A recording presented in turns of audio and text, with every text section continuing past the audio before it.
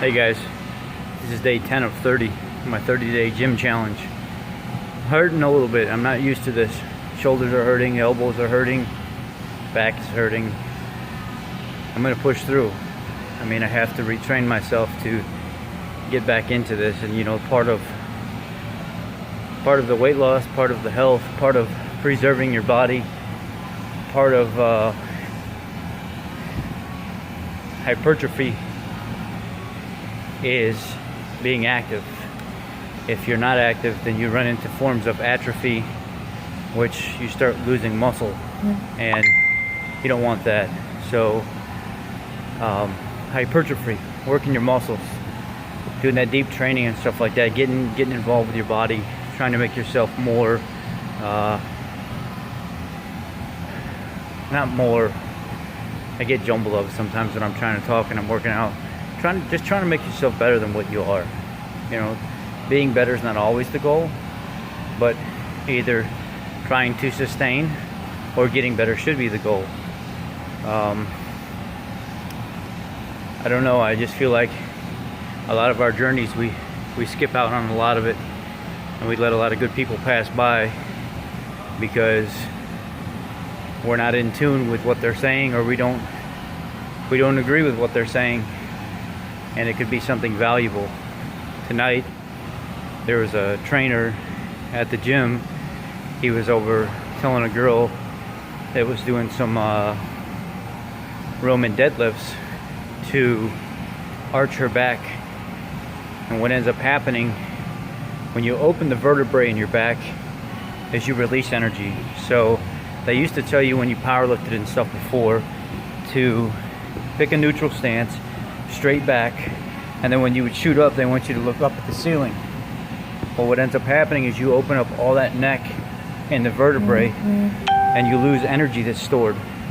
Whenever you get into a neutral stance, you want chin down, look about 3 feet in front of you, grab your bar, get set, lock everything in, squeeze your core tight so you can support your spine, and then boom, out of the hole, boom, out of the hole. Always keeping your chin down to protect your body.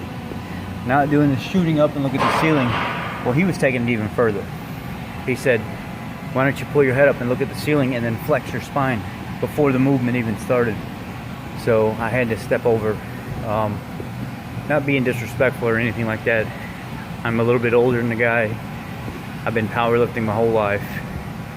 And I went over to him and I said, you know, not to take anything away from you, but I said, if you don't mind, just give me a chance to demonstrate, and then I can prove it to you. I don't even have to talk about it to make you feel inferior or anything like that. I can actually prove it, physically prove it.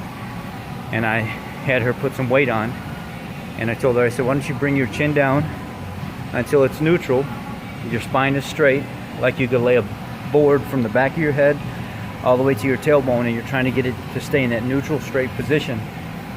And I said, go ahead and pick this weight up, let's see how many times you can get without starting to feel fatigued. And she got it like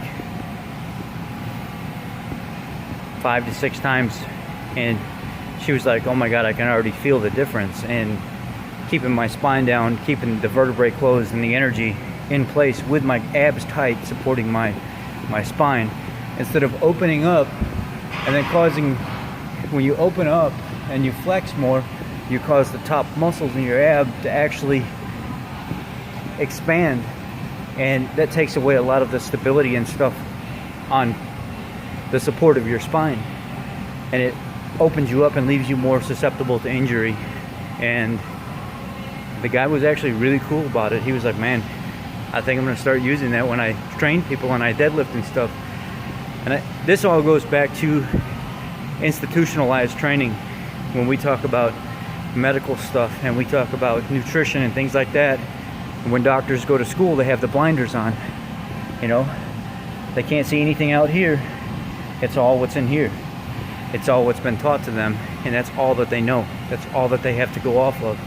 And that's that institutionalized training. The same with him. He was taught a certain way with the blinders on. He actually thought what he was doing was the right thing. But all it did was just take one demonstration of me saying, look, let's just check this out. Give me a chance. I don't want to hurt the girl. I'm watching her struggle over here, and her back's going to be really sore tomorrow, and it's going to hurt if she keeps doing it this way. Let me show you a better way to do it, if you don't mind. And the guy was awesome. He was really cool about it. Didn't try to judge me or anything. He actually shook my hand and was like, I look forward to working out with you. So we'll see, guys. We'll see. You know, changing the world step by step. Nutrition and fitness. You can't go wrong. Let's do this. Jump on this 30-day challenge, guys. If you haven't even thought about it yet, if you haven't given it a little thought, go ahead and do so. Even if it's just walking, even if it's doing something around the house, physical, that you're not that great at right now, but you'd like to improve within 30 days. Jump on this challenge, guys. It's not all about keto. It's not all about carnivore. It's about being physically healthy as well. You know, if you're fighting with something that's stopping you, if you're not sure of something, reach out to me. Reach out to somebody and get some advice on how to make it better. Jump on these challenges. These are what's going to help us stay accountable, keep us moving. And it's not about who's doing better than the other person. It's about who's making themselves healthier and better and having support along the way. All right, guys. Thank you. I appreciate all the support again. I love it. I love doing this. I love all you guys. Thank you. I really appreciate it. Carnivore on, keto on. And remember, this is your life. You got to live it. Try to do it the healthy way. Thanks, guys.